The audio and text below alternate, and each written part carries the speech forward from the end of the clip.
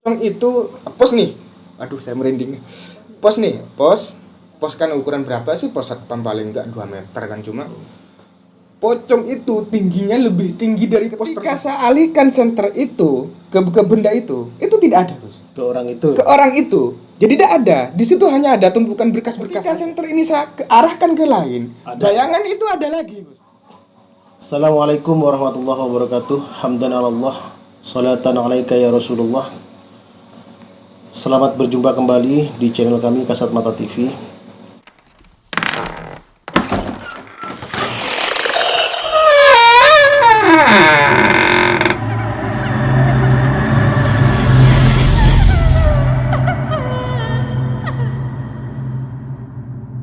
Jangan lupa sebelumnya untuk para penonton Kasat Mata TV, jangan lupa untuk like, subscribe, dan share video ini jika Anda menyukainya agar channel ini semakin berkembang.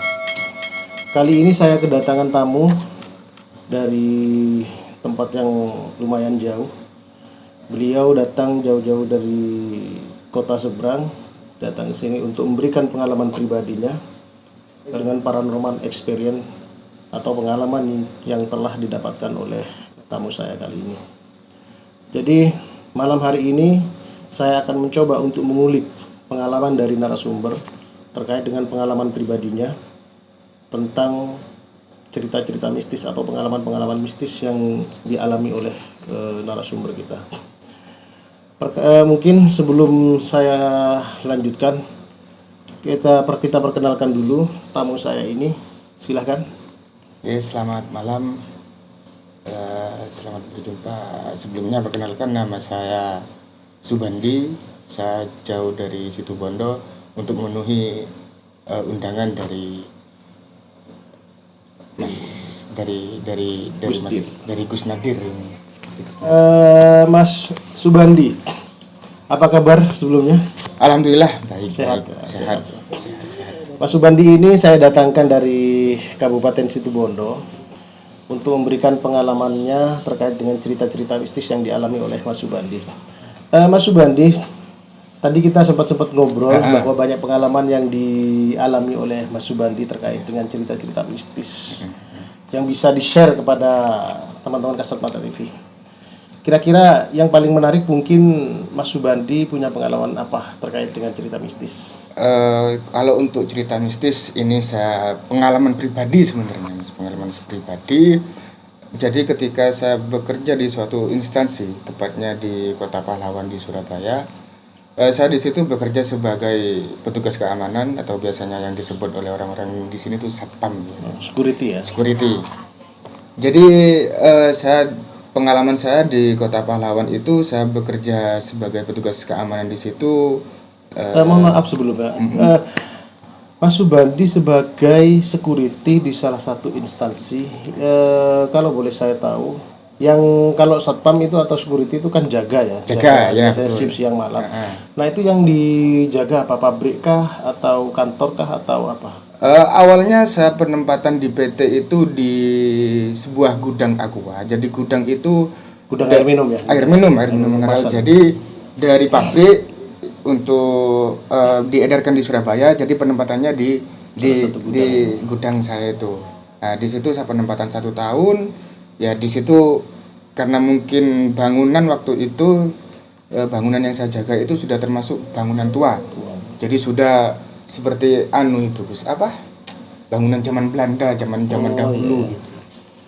Nah, jadi di gudang itu ada pagar di depan, terus ada pos untuk saya jaga security, terus di samping pos itu ada kantor, belakang kantor baru gudang. Belakang gudang ini ada pos lagi sebenarnya, ada lahan lagi di situ, pos lagi cuman nggak dipakai. Berarti cuma pos depan saja yang depan yang dijaga. Satu kali jaga berapa orang? Satu kali jaga waktu itu sendiri. Jadi shiftnya itu dulu 12 jam. Jadi dari jam 7 pagi sampai jam 7 malam. Begitupun sebaliknya jam 7 malam sampai jam 7 pagi. Lumayan ngeri juga ya. Lumayan. Seharusnya kalau gudangnya besar itu yang jaga paling enggak satu kali shift dua atau biasa. 3 orang ya. Ini 1 orang ya bisa dikatakan ini ya cukup menegangkan, lumayan menakutkan. Jadi di situ mungkin untuk area depan mungkin tidak begitu menyeramkan. Nah, namanya petugas keamanan, dari peraturan dari PT yang saya jalankan, setiap 2 jam sekali saya harus patroli muter keliling semua area gudang tersebut tanpa terkecuali area belakang yang menurut saya paling menyeramkan di tempat itu. Jadi seperti itu. Dan terus pengalaman saya yang pertama ketika saya masih anak baru, istilahnya masih magang di situ. Newbie sih. Kalau kata teman-teman sih untuk perkenalan area dulu, saya kebetulan waktu itu langsung shift malam. Nah, kebetulan jam 7 malam. Jadi jam 7 malam saya datang ke area tersebut, diantarkan oleh orang-orang dari kantor saya, dari PT saya. Jadi perkenalan areanya di sini, SOP-nya seperti apa, gimana yang harus saya jalankan. Awalnya saya sedikit ragu untuk bertugas di situ, karena perasaan saya memang ketika saya masuk ke area itu melihat bangunan yang ada itu sudah auranya sudah berbeda, Tapi kalau saya lihat ya, bangunan sebesar itu, seluas itu dijaga satu orang, itu sebenarnya bukan pengamanan namanya. Uji nyali. betul. Lebih tepatnya uji nyali, betul memang. Betul sekali. Lanjut. Setelah itu akhirnya oke lah, karena saya memang merantau jauh-jauh ke Surabaya untuk mencari nafkah, akhirnya mau nggak mau harus saya jalani. Saya bismillah di situ, shift pertama kali saya di situ. Kejadiannya awalnya saya namanya petugas malam sudah ada orang kantor, manajemen sudah pulang semua, karyawan juga sudah pulang semua. Waktu itu masih sekitar tahun 2000 berapa, pokoknya masih belum ada HP Android kayak sekarang, Gus. Nah, jadi HP paling canggih itu dulu Evercross yang ada TV-nya, ada antenanya. Nah, itu HP yang sudah paling canggih di zaman itu. Karena nyebut merek harusnya Evercross itu bayar. Oh iya ya. Ya sorry. Terus, jadi HP yang ada antenanya, yang ada TV-nya. Sebetulnya waktu itu masih belum begitu dini hari sih. Tepatnya paling enggak itu sekitar jam 10 malaman. Nah, di situ namanya sudah tidak ada kerjaan. Saya buat kopi di kantor. Sambil keliling saya di situ, saya lihat-lihat areanya, ya cukup merinding sih. Akhirnya setelah buat kopi, saya di dalam kantor itu saya kembali ke pos depan. Setelah saya masuk, entah kenapa hujan waktu itu langsung datang besar seketika itu. Langsung hujan besar seangin-anginnya. Nah, namanya sudah hujan seperti itu, saya juga masih belum tahu peralatan saya tuh ada di mana saja. Namanya juga hari pertama kerja, masih baru. Dan saya juga masih belum paham apa yang harus saya kerjakan ketika hujan. Akhirnya saya mencoba untuk menenangkan diri untuk di dalam pos sambil menonton TV. Nah, disitulah saya menonton TV. Entah kenapa di situ waktu itu channel TV yang saya lihat itu jelek semua, Gus. Jadi gambarnya itu bintik-bintik semua. Istilahnya jaringannya tuh jelek sekali waktu itu. Semut semua. Entah kenapa, saya ketika itu mendengar anak kecil menangis dari belakang kantor, tepatnya di paling pojok kantor itu ada musola. Saya mendengar anak kecil nangis cukup keras sekali, sangat keras sekali. Namanya saya masih belum ada pengalaman, otomatis saya menggigil di situ. Saya menggigil sejadi-jadinya. Sedangkan saya mau ngecek tidak berani. Sampai sekitar ada 2 jam, saya sudah tidak tahan dengan godaan itu. Akhirnya saya memberanikan diri, saya lepas seragam saya. Saya lepas seragam atas saya, celana saya ke ataskan. Akhirnya saya ngambil senter. Kebetulan di pos itu ada senter kecil, inventaris dari kantor gitu. Jadi saya memberanikan diri dengan ngecek dengan bekal senter dengan pentungan satpam. Itu. Jadi saya beranikan diri di situ untuk mengecek ke belakang. Saya kok merinding lagi ya. Jadi auranya masih sangat terasa ini. Saya beranikan diri dengan hujan yang begitu derasnya. Saya beranikan diri untuk ngecek. Pertama area belakang apa samping itu? Tepatnya belakang kantor, sampingnya gudang. Jadi pojok. Oh, pojok. Di musola itu, Bos. Kiri. Pojok kiri. Nah, jadi di situ ada musola.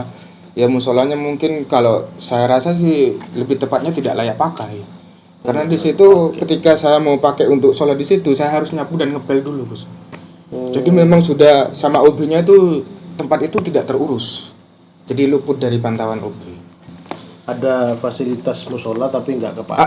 Nggak kepake. Jadi di situ banyak barang-barang berkas-berkas yang ditumpuk-tumpuk di situ. Jadi saya beranikan diri untuk ngecek ke belakang. Entah kenapa saya keluar kantor dari pintu belakang, si anak kecil ini berhenti menangis, Bos. Dia sempat sampai musola, Bos? Sempat nyampe di musola. Begitu saya buka pintu, musola kan langsung kelihatan nih. Jadi saya buka pintu belakang, musola langsung kelihatan.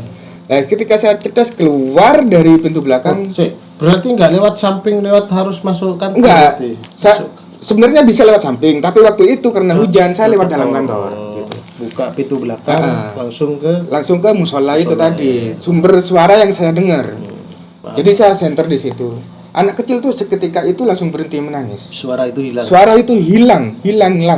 Jadi hanya suara hujan tok itu yang saya dengar. Waktu itu saya mencoba untuk masih berpikir positif. Mungkin saya karena saya anak baru di sini, mungkin ada yang mau kenalan. Ada yang mau perkenalan ya, seperti itulah. Nah, jadi akhirnya saya rasa kondisi sudah mulai kondusif, saya kembali ke pos saya. Ke pos depan. Tapi posisi waktu itu hujan ini masih belum berhenti, Bos. Hujan ini masih berhenti. Biasanya yang di depan tuh ada yang jual bakso keliling apa, itu waktu itu enggak ada sama sekali. Hujan seperti itu. Hujan ya. Jadi memang situasinya benar-benar saya seorang diri. Dan saya masih belum kenal itu area apa. Saya masih pertama kali hidup di kota orang, kawan. Akhirnya setelah itu saya kembali ke pos depan. Saya untuk berpikir tenang, ya mungkin saya juga membaca sedikit ayat-ayat Al-Qur'an untuk menenangkan diri saya di situ. Saking gugupnya saya, Gus. Saya baca ayat kursi itu sampai dah hafal, Gus. Waktu itu saya baca ayat kursi. Saking takutnya. Saking merasa saya takutnya di situ, saya sampai dah hafal. Ayat kursi yang saya baca itu entah itu sampainya kemana. Nah, jadi saya di situ mencoba untuk tenang lagi. Sekitar jam 1:30-an, si anak kecil ini kembali menangis. Dini hari berarti ya? Dini hari sudah. Nah, si anak kecil ini kembali menangis. Otomatis saya kan dalam jam 7 malam sampai jam 2 dini hari itu saya kan belum ngecek semua area karena terkendala hujan itu tadi. Jadi saya ketika di jam itu hujan masih deras-derasnya, si anak kecil ini kembali menangis. Itu dini hari masih hujan? Masih hujan, Gus. Waktu itu hujannya sih full sampai saya serah terima pagi. Itu masih kondisi hujan. Nah, akhirnya di situ saya untuk coba lagi memberanikan diri lagi untuk mengecek apa sih sebenarnya yang ada di sini. Ada apa sih sebenarnya di sini? Akhirnya saya sudah pikiran saya bulatkan untuk mengecek area itu kembali. Ketika itu saya sudah tidak lewat dalam kantor lagi, Bos. Saya lewat muter samping kantor. Nah, ketika saya muter di samping kantor, entah kenapa saya merasa di depan ini ketika muter samping kantor itu langsung kelihatan pintu gudang. Bos. Oh, pintu gudang. Entah kenapa ketika saya samping setelah nyampe kelihatan ke pintu gudang, saya mendengar suara lagi. Di dalam gudang itu kayak ada segerumpulan anak kecil main bola. Jadi jedar gitu. Jadi isinya di dalam gudang itu ada aqua galon, ada minuman mineral galon sama itu tadi kerdusan sama beberapa unit mobil kendaraan operasional di situ. Jadi di situ otomatis saya mendengarkan, masa di sini saya ada anak kecil, ada orang lain kan selain saya. Sedangkan tadi saya serah terima dengan rekan sip saya itu tidak ada orang. Namanya juga masih baru juga, masih belum ini. Otomatis saya kembali ke pos untuk mengambil kunci gudang. Saya mengambil kunci gudang di situ. Saya beranikan diri untuk membuka gudang. Tes. Ketika saya buka gudang itu, galon yang awalnya tertata rapi, waktu saya serah terima dengan teman saya, itu galon tuh sudah kocar-kacir. seolah-olah sudah ada yang memberantakan di situ. Akhirnya saya ngecek ke semua area gudang. Gudangnya waktu itu sih luasnya sekitar 1 hektaran. Luas gudang itu sekitar 1 hektaran. Jadi saya muter di situ. Saya muter, gak ada orang. Saya ngecek ke semua, mungkin pikiran saya, takutnya ada orang yang berniat jahat tapi ngumpet di celah-celah mobil parkir. Saya cek di situ, ternyata tidak ada orang. Nah, yang nggak saya habis pikir begini, ini orang kantor ini kok nugasin gudang sebesar itu cuma 1 orang.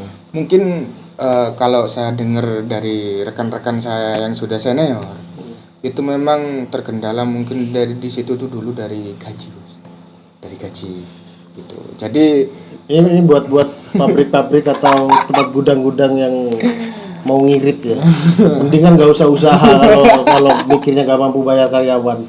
Ini gudang sebesar itu yang jaga satu orang itu nggak masuk akal secara efisiensi juga ya. Ya pastinya tidak akan efisien. Ya, tinggal pos depan ditinggal ke belakang otomatis kosong. Kalau ada apa-apa ya kan juga. Iya pastinya. Yang kena satpamnya juga. Ini kalau bullshit orang yang punya gitu, yang punya usaha kayak gitu itu. Tempat sebesar itu yang jaga cuma 1 orang. Tapi Mas Bandi ini lumayan berani ya. Nah, berani artinya ada naik, berani ngontrol, terus gudang itu masih berani buka gitu kan. Kalau saya dengan posisi seperti itu, ya saya tinggal aja tempat kayak gitu. Beneran ya?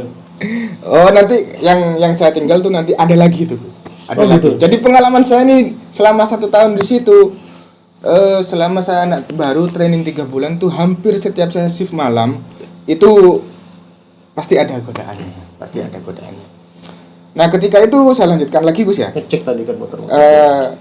Di gudang saya pastikan kondisi di dalam gudang tuh aman, cuman galon itu tidak saya tata, saya biarin aja di situ. Pintu saya tutup, saya buka kembali.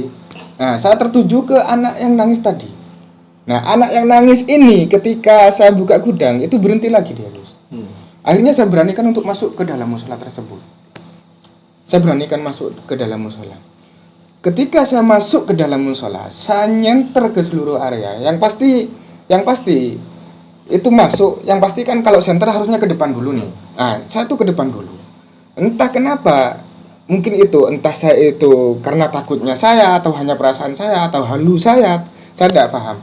Yang pasti saya kelihatan di situ ada orang duduk, dia berupa perempuan. Saya masih ingat jelas, perempuan dia duduk.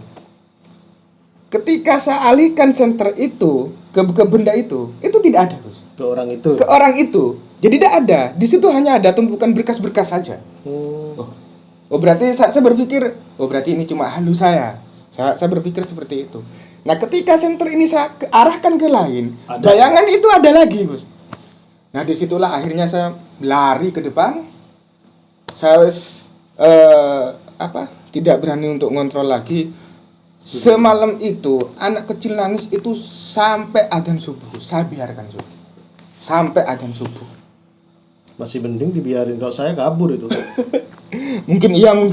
Ya kabur bukan karena takut ya. Kabur ya karena ya kok ya tega banget gitu. Maksudnya tempat kerja sebesar itu seluas itu 1 orang. Nah, karena mungkin saya di situ masih anak baru. Bisa saya tebak, tempat itu pasti tidak ada CCTV-nya. Ada, tapi yang disorot cuma area dalam kantor doang. Kalau di luar kantor itu tidak. Padahal asetnya di belakang.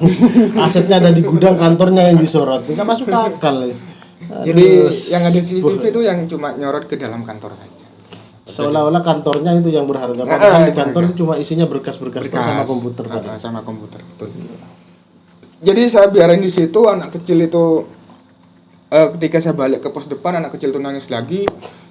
Bahkan ketika ada adzan subuh pun, anak kecil nangis ini tidak berhenti. Tidak berhenti. Akhirnya di situ pikiran saya sudah gabut, sudah entah apa yang saya pikirkan. Pokoknya saya whatever sudah. Saya berpikir seolah-olah di situ tidak ada apa-apa. Intinya seperti itu. Kenapa saya masih bertahan untuk tidak meninggalkan tempat itu? Namanya anak baru masih kenceng-kencengnya untuk melaksanakan SOP. Tapi satu lagi mungkin yang nggak dilakukan oleh Mas Bandi ya. Harusnya pada saat Mas Bandi masuk ke tempat itu, awal-awal masuk tidak pamit berarti Mas Bandi. Oh, jangan salah bos. Itu sudah istilahnya peringatan dari orang tua saya semenjak saya pamitan untuk merantau ke kota itu. Ketika kamu berangkat kerja masuk ke area baru, usahakan mengucapkan salam. Oh, berarti jinnya aja yang bandel. Nah, jadi di situ sampai subuh saya biarin aja wis, nggak peduli. Saya sudah tidak memikirkan entah itu ada pencuri, ada maling wis. Kalau memang waktu itu ada maling mungkin saya akan biarkan waktu itu. Saking takutnya saya. Tapi nggak ada apa-apa tapi. Alhamdulillah nggak ada apa-apa. Jadi jam 6:30 pagi karyawan sudah mulai masuk, sudah mulai berdatangan. Saya buka kantor, saya nyapu halaman untuk buka gudang segala macam, manasin mobil lah segala macam. Nah, kan tugasnya di situ intinya kita itu cuma ya jaga gudang itu. Dan pagi saya itu tugasnya mobil karyawan datang, mobil tuh harus sudah dipanasi semua.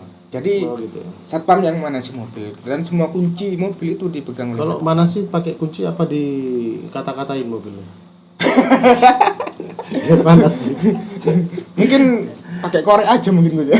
Terus sampai jam 7 berarti ya? Sampai jam 7 rekan shift saya datang. Saya berceritalah ke teman saya bahwa begini semalam saya dapat godaan seperti ini, dan ternyata teman saya hanya ketawa.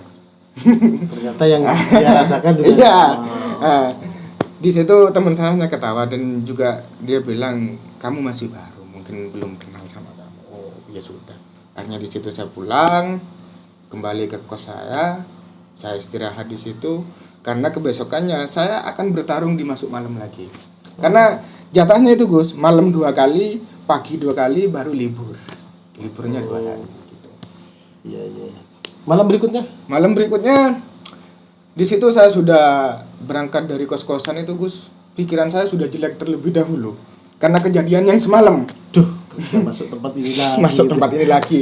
Masuk ke neraka ini lagi, pikiran saya seperti itu. Akhirnya gimana malam kedua? Akhirnya malam kedua di situ alhamdulillahnya masuk jam 7 malam, pintu sudah saya kunci semua, saya ngecek ke belakang tuh Masya Allah Gus, sensasinya itu leher saya tuh kerasa ada yang apa ya, kalau orang Madura bilang bedesin nyunggaki itu. Jadi saya berjalan sambil dingkluk seperti ini. Bedesin neket.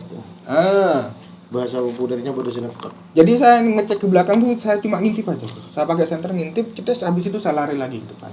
Sudah tidak berani ngecek lagi selama semalam itu saya.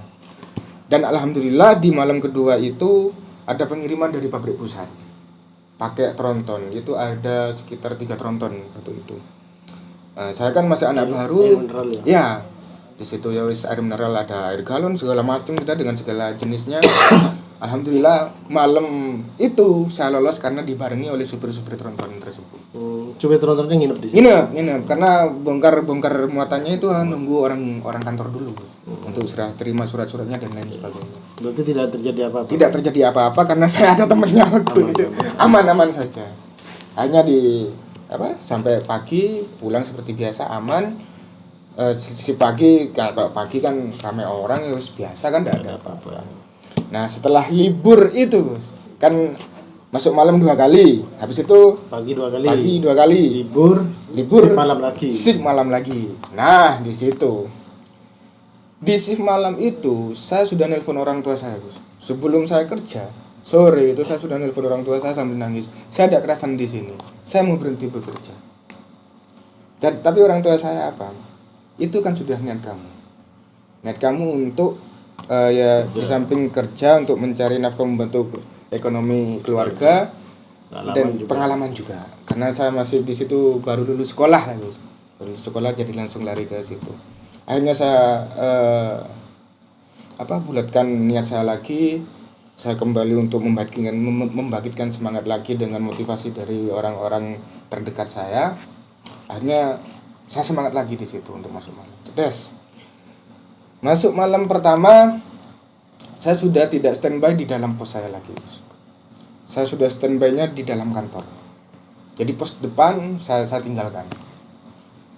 Saya standby di dalam kantor. Waktu itu ada salah satu teman kantor saya yang sudah saya kenal di situ, ya kenal beberapa hari lah di situ. Akhirnya saya pinjam ke teman itu, saya pinjam laptop khusus sebagai buat saya hiburan waktu itu. Saya pinjam laptop ya buat sekitar biar tidak sumpek lah. Biar enggak gabut lah istilahnya. Enggak gabut. Akhirnya saya di situ pinjam laptop, saya standby-nya di dalam kantor. Karena waktu itu mungkin apa ya? Wifi masih tidak sebagus sekarang Gus ya. Jadi wifi keluar kantor itu sudah putus. Jadi saya standby masuk di kantor. Waktu itu saya memang sudah niat, saya tidak akan mengecek area ini. Untuk malam ini saya tidak akan mengecek seluruh area ini. Di kantor aja. Di kantor aja wes. Nonton film. Nonton video les apa segala macam, main game lah. Film apa? Drakor. Waktu Pernah film biru. mungkin kalau itu pas di dini harinya aja. Jadi waktu itu pengalaman saya yang malam itu ketika saya enak-enaknya main game di laptop itu. Kantor itu kebetulan lantai 2, Gus. Jadi di lantai berapa itu? Saya di lantai 1 karena lantai 2-nya kosong. Di lantai 2 itu ada 4 ruangan, 1 toilet sama ballroom untuk meeting karyawan. Untuk hall. Nah, jadi dari bawah di samping ini ada tangga untuk ke atas. Jadi ketika saya nengok ke tangga ke atas tuh sudah kelihatan, Gus. Tangganya tuh modelnya model L. Jadi kita gini. Nah, ke atas gini. Jadi kalau ada orang nengok dari atas itu kelihatan dari bawah.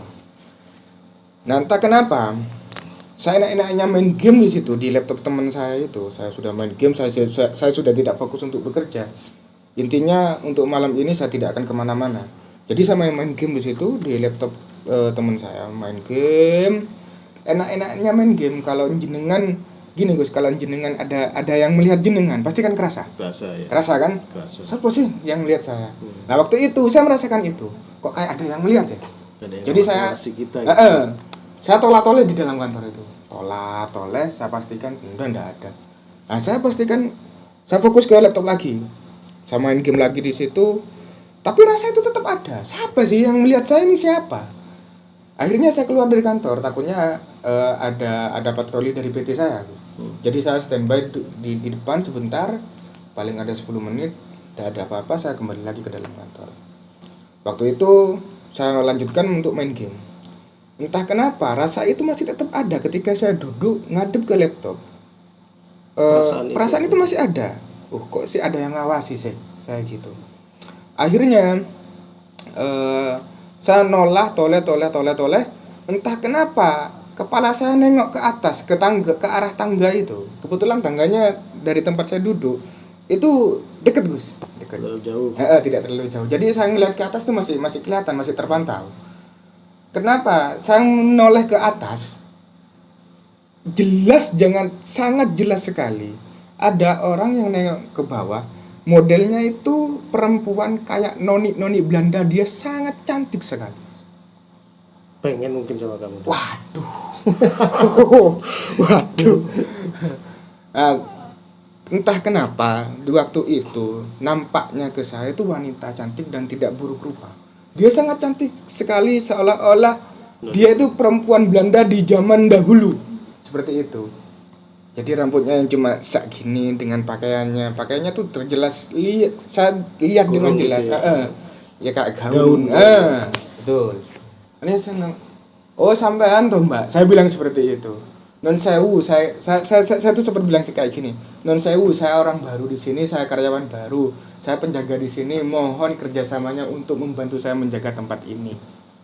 Saya cuma bilang seperti itu. Entah kenapa si perempuan itu tersenyum dan dia langsung pergi dari situ. Jadi pergi. Tapi biasanya kalau perwujudan noni Belanda atau biasanya berwujud tentara atau orang-orang zaman dulu, itu biasanya memang kalau dari referensi yang saya baca itu adalah residual energi sebenarnya. Bukan lebih pada energi kalau ngomong gaib sih gaib. Gaib ya pasti. Tapi bukan yang sifatnya negatif. Ya, tapi betul. itu lebih pada energi yang tersimpan saja, yang terjebak ya. di situ. Betul. Biasanya seperti itu. Ada lagi mungkin yang lebih ini. yang berkaitan dengan gudang itu. Yang berkaitan di gudang itu yang saya mohon maaf ini Gus ya. Saya sampai terkencing di celana di situ Gus waktu itu. Jadi saya sudah bekerja di situ cukup lama sudah. Saya sudah mulai terbiasa dengan area di situ, dengan energi positif atau negatifnya saya sudah mulai terbiasa di situ. Akhirnya saya laksanakan apa yang menjadi SOP dari perusahaan saya. Per 2 jam saya muter. Per 2 jam saya muter. Per 2 jam saya muter. Entah kenapa, saya tuh penasaran dengan area belakang yang selama saya kerja di situ tidak saya pernah cek. Saya ngecek 1 kali yang saya cerita tadi, kepala saya kayak ada yang neket itu Gus. Nah saya mencoba, jadi saya tuh timbul penasaran. Ada apa sih di belakang? Di belakang tuh bentuknya sudah kebanyakan semak belukarnya Gus di situ. Di situ bener ada pos satpam, ada gerbang juga. Gerbang itu sudah tidak bisa dibuka. Kuncinya sudah kayengen gitu sudah Gus. Nah, akhirnya di suatu malam saya ngecek ke situ, entah itu tapi saya yakin di situ bukan perasaan saya Gus. Saya dengan biasa dengan senjata yang saya bawa, pentungan dan senter itu, saya ke belakang waktu itu saya pakai headset untuk HT. Nah, HT itu kebetulan kan waktu itu bisa dengerin radio Gus. Jadi yang saya dengerin tuh radio. Tapi juga ya, HT itu kan handy talkie maksudnya. Iya, betul. Handy talkie itu kan biasanya kan digunakan untuk komunikasi. Nah, yang jaga cuma satu. Komunikasi sama siapa? Waktu itu HT itu bisa ngontek kantor pusat Gus. Kantor Jadi pusat. Ketika saya ada kantor pusatnya di mana? Kantor pusatnya saya waktu itu gudangnya di daerah Beratang, Terminal Beratang. Kantor pusatnya itu ada di daerah Jemur Sari. Berarti daerah selatan ya? Daerah selatannya di situ. Nah, jadi itu sebenarnya HT itu bisa connect ke kantor pusat sama penempatan area lain. Kan satu PT kan tendernya pasti banyak tuh. Nah, tapi ya namanya HT Satpam Gus. Ya itu tadi tidak akan sejernih HT yang digunakan oleh polisi sama TNI. Jadi kadang nyaut, kadang enggak, akhirnya HT itu cuma digunakan dipakai radio aja. Saya pakai headset di situ untuk menghilangkan sedikit rasa takut saya untuk ngecek ke belakang. Akhirnya saya ngecek ke belakang dengan persenjataan yang biasanya saya bawa, pentungan dan senter itu, saya ngecek ke belakang. Ketika saya melewati kantor, itu tidak ada apa-apa, perasaan saya masih normal saja. Nah, ketika saya masuk ke samping gudang untuk menuju ke area belakang, itu auranya sudah sedikit panas yang saya rasakan. Kok panas? Tapi saya tetap untuk memberanikan diri. Pede ke situ. Akhirnya saya melewati gudang tersebut, saya belok ke belakang gudang, ke gerbang terakhir di bagian belakang di kantor itu. Di situ sudah terbentuk semak belukar. Di dalam pos itu saya melihat jelas di situ ada sosok pocong di situ. Sosok pocong itu pos nih. Aduh, saya merinding. Pos kan ukuran berapa sih? Pos satpam paling enggak 2 meter kan, cuma pocong itu tingginya lebih tinggi dari pos tersebut. Tinggi sekali. Cuman kan nampaknya untungnya saya tidak bisa melihat wajahnya. Jadi hanya wujud saja, dia berwujud pocong. Di situ pentungan saya jatuh, saya tidak bisa berlari. Saya merasa saya sudah teriak sekuat-kuatnya di situ. Tapi ya mungkin wallahu a'lam ada yang mendengar atau tidak. Tapi yang pasti saya sudah berteriak sekeras-kerasnya di situ. Nah, dan di situ saya tidak terasa saya kencing di celana. Itu mungkin kejadiannya teriak pun juga siapa yang mau dengar ya? Iya, masalahnya tidak ada orang. Sendirian juga. Mungkin kan juga. refleks yang saya rasakan itu. Saya sudah teriak di situ. Entah gimana jadinya, saya tidak tahu. Saya sudah hilang pikiran. Ketika saya sadar, celana saya sudah basah. Nah, dan saya sadar itu entah saya itu pingsan atau bagaimana, tapi posisi saya tidak jatuh. Saya masih tetap berdiri di situ. Freeze ya. Saya tetap berdiri di situ. Ketika saya sadar, celana saya sudah basah. Saya sudah terkencing di celana. Akhirnya saya lari ke depan. Waktu itu saya tinggalkan tempat itu untuk pulang ke kos-kosan. Saya tidak berani. Saya kembali ke tempat kerja itu sekitar jam setengah 6 pagi. Saya baru kembali. Jadi saya dari depan itu saya kunci semua pintu, gerbang saya tutup. Saya sudah tidak ngurus ada kiriman dari mana? Dari pusat. Saya sudah tidak mikir ke situ. Intinya saya tutup, saya gembok, saya lari ke kos-kosan. Jauh kos-kosan? Kebetulan sih enggak sih Gus, paling sekitar 100 meteran lah. Enggak jauh berarti. Enggak jauh. Jadi saya lari di situ, nyampe di kos-kosan, saya masih mereka-reka. Apa yang terjadi dengan saya tadi? Ya namanya sudah saya mungkin sudah yang jelas ketemu pocong. Ketemu pocong dan saya tidak tahu kelanjutannya. Sadar-sadar celananya saya sudah basah. Nah akhirnya lumayan luar biasa horor sekali kan yang terakhir itu, karena sudah wujud konkret di depan. Wujud konkret sekali. Demikianlah penonton Kasat Mata TV. Terima kasih masih stay tune di channel kami. Mungkin nanti ada video lagi yang berkaitan dengan pengalaman dari saudara Subandi terkait dengan pengalamannya. Untuk sesi yang ini kita cukupi sekian. Terima kasih. Assalamualaikum warahmatullahi wabarakatuh. Waalaikumsalam.